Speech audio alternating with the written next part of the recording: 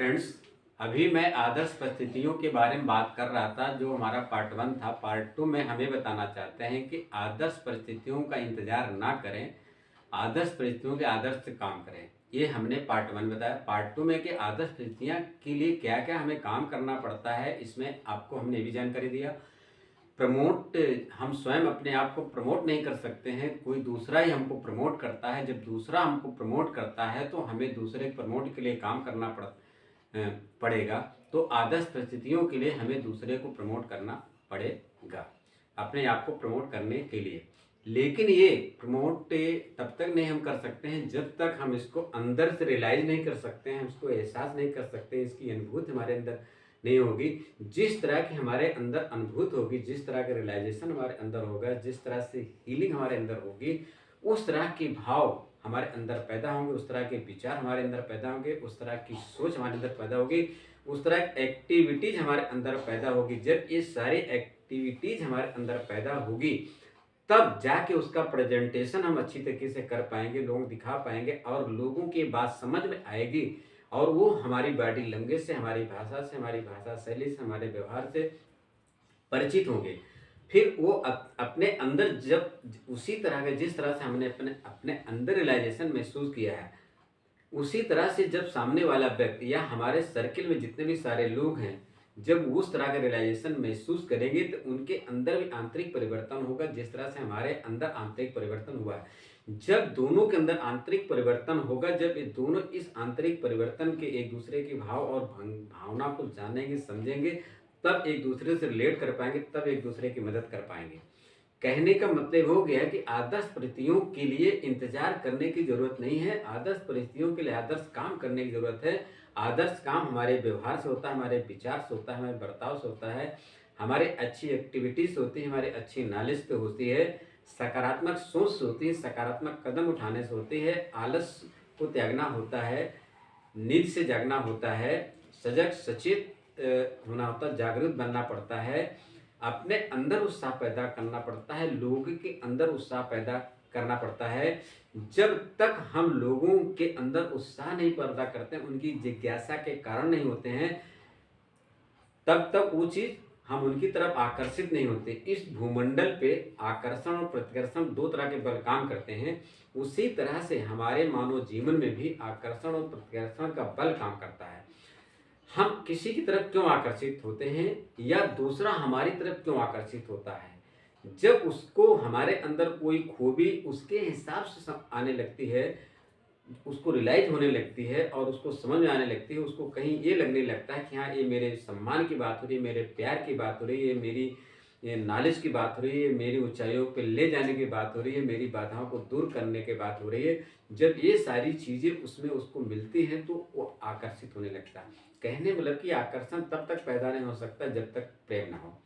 जब प्रेम होता तभी आकर्षण होता है। जब हम अपने तरफ से अच्छा बर्ताव, व्यवहार, कार्य सारे करते हैं तो प्रेम पैदा होता है। जैसे प्रेम पैदा होता है तो उस सामने वाले व्यक्ति, हमारे सर्किल में जितने भी सारे लोग हैं, उनके अंदर उस तरह के भाव भंगिमा से जब रिलेट हो जाता है तो हमारी तरफ आकर्षित हो जाता है।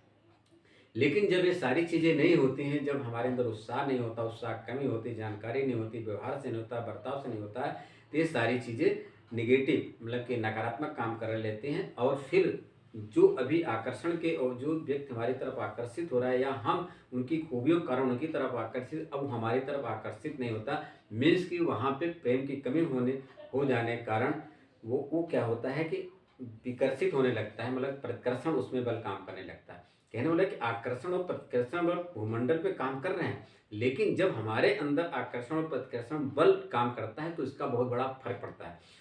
तो आकर्षण बल का अलग प्रभाव पड़ता है और प्रतिकर्षण बल का अलग प्रभाव पड़ता है। जब सकारात्मक चीज होनी है, जब खुशनुमा माहौल होना है तो आकर्षण बल काम करता है। लेकिन जब खुशनुमा माहौल नहीं हो रहा है, नकारात्मक माहौल हो रहा है या उदासीनता का माहौल है या खुशी का माहौल नहीं है, तो वहाँ पे प्रतिकर्षण बल काम करता है। तो हमें इन दोनों बलों को ध्यान में रखते हुए अपने एक्टिविटीज़ को, अपने क्रियाकलाप को, अपने व्यवहार को, अपने बर्ताव को, अपनी जानकारी को अपडेट करना पड़ेगा।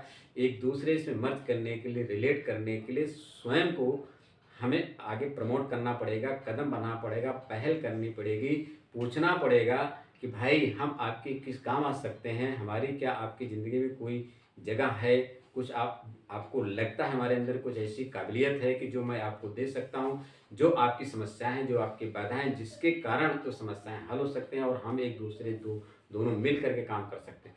क्योंकि इस भूमंडल पे सबसे बड़ी जो काम करती है वो टीम है। टीम क्या है? पावर ऑफ पार्टनरशिप, शक्ति दो की, एक से दो बेहतर।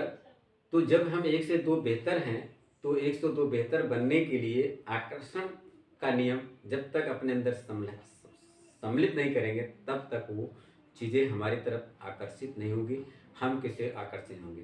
तो आकर्षण के बल को पैदा करें जो प्रेम का प्रतीक है। आकर्षण बल प्रेम का प्रतीक है, प्रतिकर्षण बल हमारे दुख का प्रतीक है। हम अपने जीवन में दुख को बढ़ाना चाहते हैं या प्रेम को बढ़ाना चाहते हैं।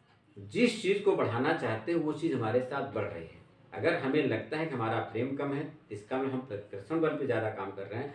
अगर हमें लगता है कि हमारा प्रेम ज़्यादा हो रहा है तो इसका में हम आकर्षण बल पे काम कर रहे हैं। बल दोनों है, उसके लिए आप स्वतंत्र हैं कि आप आकर्षण बढ़ाना चाहते हैं, प्रतिकर्षण बढ़ाना चाहते हैं। हम तो कहते हैं कि आप दोनों बल का ध्यान रखें कि जो ज़रूरी है, जो फ़ायदेमंद है, जो किफ़ायती है, जो उत्साह पैदा करती है, जो उल्लास पैदा करती है, जो शक्ति पैदा करती है, जो सामर्थ्य पैदा करती है, जो तालमेल बनाती है, उसको ज़्यादा बढ़ावा देते हैं। जो इसमें विघटन पैदा करती है, जो दूरियां पैदा करती है, जो नफरत पैदा करती है, जो आक्रोश पैदा करती है, जो समस्याओं को पैदा करती है, जो प्रतिकर्षण बल है उसमें न्यूनता लाए।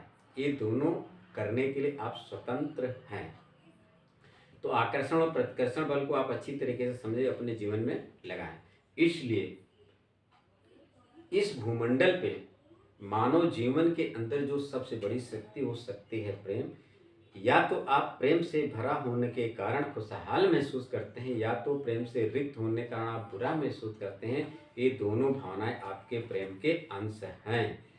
यदि आपको ये मेरा वीडियो अच्छा लगा हो और इससे आपको कोई लाभ हो तो ज़रूर आप हमारे इस वीडियो को लाइक करें, सब्सक्राइब करें। अगर अभी तक आपने मेरे वीडियो को लाइक सब्सक्राइब करें, ज़रूर लाइक करेंगे।